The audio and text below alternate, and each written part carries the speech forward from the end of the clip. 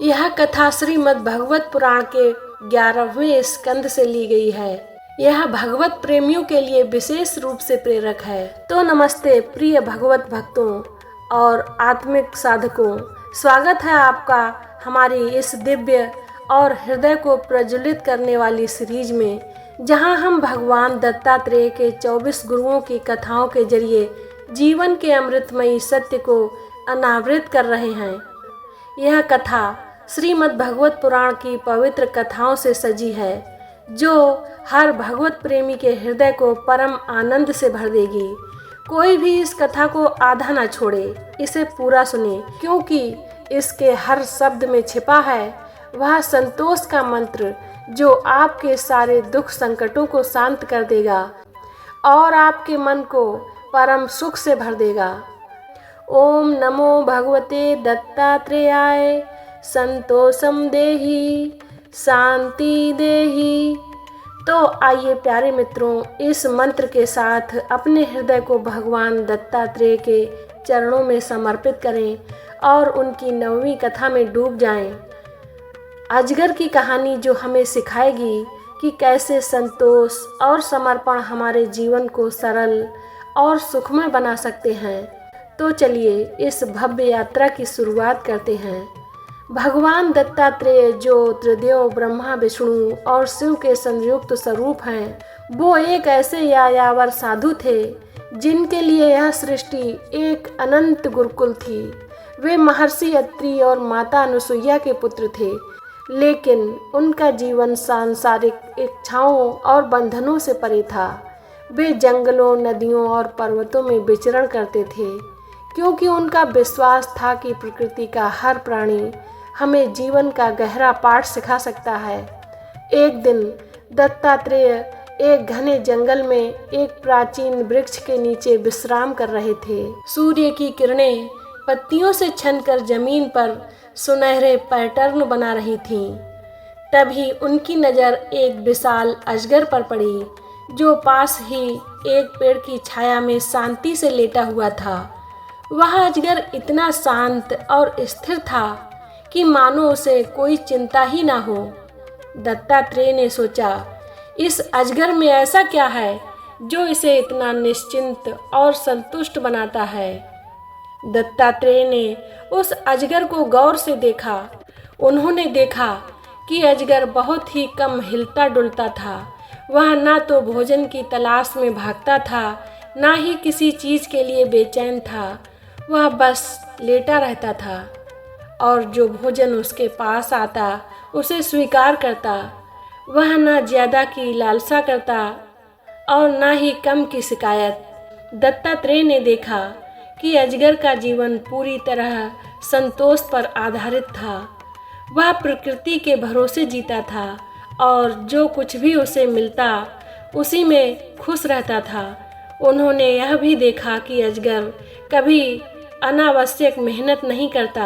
वह अपने स्थान पर शांत रहता था और प्रकृति उसकी ज़रूरतों को पूरा करती थी। वह ना तो भविष्य की चिंता करता था, ना ही अतीत का बोझ ढोता था। उसका जीवन सरल और शांत और संतुष्ट था। अजगर की यह निश्चिंतता और संतोष देखकर दत्तात्रेय का मन विचारों में डूब गया। उन्होंने सोचा, यह अजगर मुझे क्या सिखा रहा है? क्या यही नहीं है सच्चे साधु का स्वभाव? दत्तात्रेय ने गहरे चिंतन में डूबकर समझा कि अजगर उन्हें संतोष और समर्पण का पाठ पढ़ा रहा है। उन्होंने सोचा, अजगर की तरह सच्चा साधु वही है जो कुछ मिले उसी में संतुष्ट रहे, जो ना ज्यादा की लालसा करता है, ना कम की शिकायत। वह प्रकृति के भरोसे जीता है और परमात्मा पर समर्पण करता है। दत्तात्रेय ने यह भी देखा कि अजगर की तरह हमें भी अपने मन को चिंताओं से मुक्त करना चाहिए। हमारा मन अक्सर भविष्य की चिंता और अतीत के पछतावे में उलझ जाता है और हम सोचते हैं कि हमें और चाहिए, ज़्यादा धन, ज़्यादा सुख, ज़्यादा मान। लेकिन अजगर हमें सिखाता है कि सच्चा सुख संतोष में है। जो कुछ भी परमात्मा ने हमें दिया है उसे स्वीकार करें और उसी में खुश रहें। दत्तात्रेय ने समझा कि अजगर का सबसे बड़ा गुण है उसका संतोष और निश्चिंतता। वह बिना भाग दौड़ के, बिना लालच के अपने जीवन को सरल और सुखमय बनाए रखता है।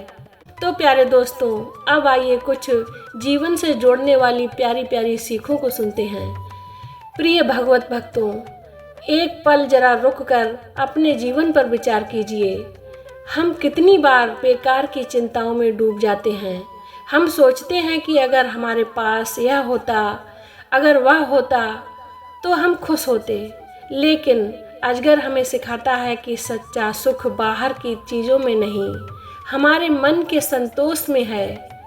अगर आपके पास कम है तो उसमें खुश रहिए, अगर आपके पास ज़्यादा है तो उसे ज़रूरतमंदों के साथ बांटिए। जैसे कि मान लीजिए आप अपने जीवन से संतुष्ट नहीं हैं, आप सोचते हैं कि आपको और चाहिए, लेकिन अजगर की तरह एक बार रुक कर देखिए। जो आपके पास है, आपका परिवार, आपका स्वास्थ्य, आपका जीवन, क्या यह सब कुछ परमात्मा की देन नहीं है? इसे स्वीकार कीजिए और अपने मन को निश्चिंत कीजिए। और दूसरी बात, अजगर की तरह समर्पण सीखिए। अपने जीवन को परमात्मा के हवाले कर दीजिए। जैसे अजगर प्रकृति के भरोसे जीता है, वैसे ही आप भी परमात्मा पर भरोसा रखिए। यह संतोष और समर्पण ही वह रास्ता है जो हमारे सारे दुख संकटों को दूर कर सकता है और हमें सच्ची शांति दे सकता है। तो प्यारे मित्रों, अब आइए भगवान दत्तात्रेय के कुछ अच्छे अच्छे प्रेरक विचारों को भी सुनते हैं। भगवान दत्तात्रेय कहते हैं कि अजगर हमें सिखाता है कि सच्चा सुख संतोष और समर्पण में है। हमें अपने मन को लालच, चिंता और अनावश्यक भाग दौड़ से मुक्त करना है। हमें जो मिला है उसी में खुश रहना है और अपने जीवन को परमात्मा के हवाले कर देना है। यह संतोष ही वह मंत्र है जो हमें सच्ची शांति और मुक्ति की ओर ले जा सकता है। जैसे अजगर अपनी निश्चिंतता में सुखी है, वैसे ही हमें भी अपने मन को सरल और संतुष्ट रखना है। यही सच्चा जीवन है, यही सच्ची भक्ति है। ओम नमो भगवते दत्तात्रेयाय, संतोषम देहि मुक्तिम देहि। प्रिय भगवत प्रेमियों, यह थी भगवान दत्तात्रेय की 9वें गुरु अजगर की सरल और हृदय को स्पर्श करने वाली कथा। श्रीमद् भगवत पुराण के इस अमृतमयी कहानी ने हमें सिखाया कि सच्ची शांति और सुख हमारे मन के संतोष और परमात्मा के प्रति समर्पण में है। इस कथा को अपने हृदय में संजोएं और इसे अपने प्रियजनों के साथ बांटें, ताकि वे भी संतोष की इस गहराई को अनुभव कर सकें। अब अपने हृदय को तैयार कीजिए, क्योंकि अगली कथा हमें ले जाएगी दत्तात्रेय के 10वें गुरु समुद्र की ओर, जो हमें सिखाएगा कि हम कैसे अपने जीवन को गहरा, स्थिर और अडिग बना सकते हैं। तो मित्रों, इस कहानी को भी आधा नहीं छोड़ना, इसे भी पूरा सुनना चाहिए, क्योंकि इसके हर शब्द में छिपा है आपके जीवन को शांति और स्थिरता से भर देने वाला परम रहस्य। इसे सुनने से न चूकें और हमारी वीडियो को लाइक करें, अपने दोस्तों और परिवार के साथ शेयर करें और हमारे चैनल को सब्सक्राइब करके बेल आइकन दबाएं, ताकि समुद्र की गहरी कहानी आपके पास तुरंत पहुंचे। चलिए मिलते हैं उस कथा में जो आपके मन को समुद्र की तरह गहरा और शांत बना देगी। तो भगवत प्रेमियों, प्रेम से बोलिए, भगवान दत्तात्रेय की जय हो।